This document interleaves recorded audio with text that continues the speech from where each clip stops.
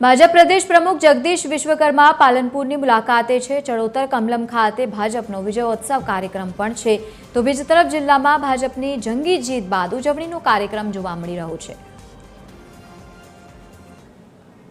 આજ સવારે છાપામાં વાંચ્યું, છેલ્લા 2 દિવસથી આપણે જીત્યા છીએ ત્યારથી છાપામાં વાંચતા આવ્યા છીએ કે છેલ્લા 30 વર્ષના ઇતિહાસમાં દેશના યશસ્વી પ્રધાનમંત્રી માનનીય મોદી સાહેબના વડપણ હેઠળ આપણા કેન્દ્રીય ગૃહ અને અમિતભાઈ શાહ સહકારતા મંત્રીના વડપણ હેઠળ એમના માર્ગદર્શન હેઠળ અને ગુજરાતના મુખ્યમંત્રી માનનીય ભૂપેન્દ્રભાઈના નેતૃત્વની અંદર છેલ્લા 30 વર્ષથી જે રીતે ભારતીય જનતા પાર્ટીનો આ ભગવો લહેરાયો છે મિત્રો, એમાં વોટ શેર હોય, ચૂંટણીની સીટો હોય કે લગભગ 10,000 કરતા વધારે સીટો, જ્યારે ભારતીય જનતા પાર્ટીનો આ કેસરીઓ એ કેસરી જે ગળામાં ખેસ નાખી છે, આ ખેસ સાથે જે કાર્યકર્તા નીચે ઉતરતો હોય છે, આ બધાની અંદર મિત્રો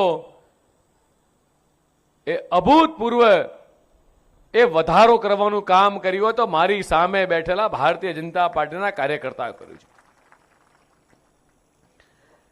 ગુજરાતના ખૂણે ખૂણે એ ચારે દિશાઓમાં ગામડા હોય, મહાનગર હોય, ઉત્તર, દક્ષિણ, પૂર્વ, પશ્ચિમ,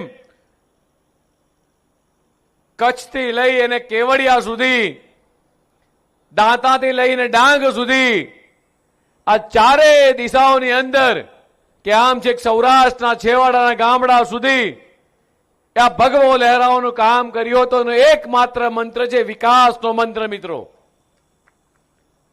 અને દેશના યશસ્વી પ્રધાનમંત્રી માનનીય મોદી સાહેબે જે રીતે આપણને નાતવાદ, જાતવાદ, પ્રાંતવાદ માંથી મુક્ત કરી અને જે રીતે વિકાસની રાજનીતિ એ માત્ર ગુજરાત નહીં પણ સમગ્ર દેશને વિકાસની રાજનીતિની ભેટ આપી છે। આજ વિકાસની રાજનીતિએ આખા ગુજરાતના 50,050 બૂથોની અંદર એ ભવ્યથી ભવ્ય વિજય મેળવવામાં મિત્રો આ વિકાસની રાજનીતિની બુલેટ ટ્રેન ચાલી છે મિત્રો। વિકાસની રાજનીતિની ભારતીય જનતા પાર્ટીના કાર્યકર્તાની સાચી તાકાત શું છે, ભારતીય જનતા પાર્ટીના કાર્યકર્તાની સાચી ઓળખ શું છે? રાત દિવસ તડકો છાંયડો જોયા વગર જ્યારથી ઇલેક્શન ડિક્લેર થયું ત્યારથી જ નહીં, 365 દિવસ સતત પ્રજાની વચ્ચે રહેવા ટેવાયેલા કાર્યકર્તા સેવા સમર્પણના ભાવથી એ રાજ્ય સરકાર અને કેન્દ્ર સરકારની તમામ યોજનાઓ લઈ અને સતત પ્રજાની વચ્ચે રહેતો હોય છે। અને જ્યારે આ ઇલેક્શનના 15 દિવસ ગયા, આખા રાજ્યભરની અંદર એ મારે પ્રવાસ થયો, માનનીય મુખ્યમંત્રીશ્રીનો પ્રવાસ થયો, આપણા નાયબ મુખ્યમંત્રી હર્ષભાઈ સંઘવીનો પણ પ્રવાસ થયો। નથી દિવસ જોયો, નથી રાત જોઈ, નથી સવાર કે બપોર કે સાંજ। જ્યારે ધાનેરા ખાતે આયા, માવજીભાઈને ફોન કર્યો, માવજીભાઈ કે સાહેબ જાહેર સભા કરવી છે। કીર્તિસિંહને કીધું, ધવલ મેં કીધું ખરો બપોર છે ભાઈ, કાર્યકર્તાને તડકો લાગશે, મારા ખેડૂતો ભાઈઓ બહેનો આ તડકામાં આવે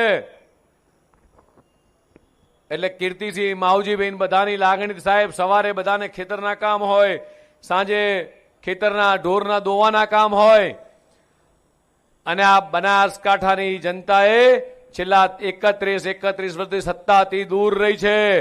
આપણા કુસુમબેન ને કુમુદબેન 31 વર્ષ પહેલા એ જિલ્લા પંચાયતના પ્રમુખ બન્યા હતા, ત્યારથી લઈને બનાસની જનતા એ સતત એ વિકાસની જોડે ઉભા રહેવાનો પ્રયાસ કર્યો છે। તમે ખરા બપોરે આવશો તો અપ્રિયમ પ્રેમ એ તમને અદ્ભુત પ્રેમ મળશે। અને ધાનેરા ખાતે જ્યારે બપોરે 3 વાગે પહોંચ્યો, એક બાજુ લૂ વાય, કોંગ્રેસની કદાચ પ્રદેશ અધ્યક્ષની સભા હોય, આખા રાજ્યમાં થઈ છે, મીડિયાના મિત્રોએ કેટલા એવા સીસીટીવી ફૂટેજ બતાવ્યા હશે કે કોંગ્રેસના પ્રદેશ અધ્યક્ષ બોલતા હોય, કોંગ્રેસના નેતા બોલતા હોય અને અડધી ખુરશીઓ ખાલી હોય. અને એ દિવસે મેં મંચ ઉપરથી કીધું હતું કે આ પહેલી સભા એવી છે કે જ્યાં ગાડી સભા ચાલુ થઈ, ભાષણ ચાલુ થઈ જાય મારું અને ખુરશીઓ પાથરવી પડે. આ અદ્ભુત પ્રેમ બનાસકાંઠાની જનતાએ બતાવ્યો છે.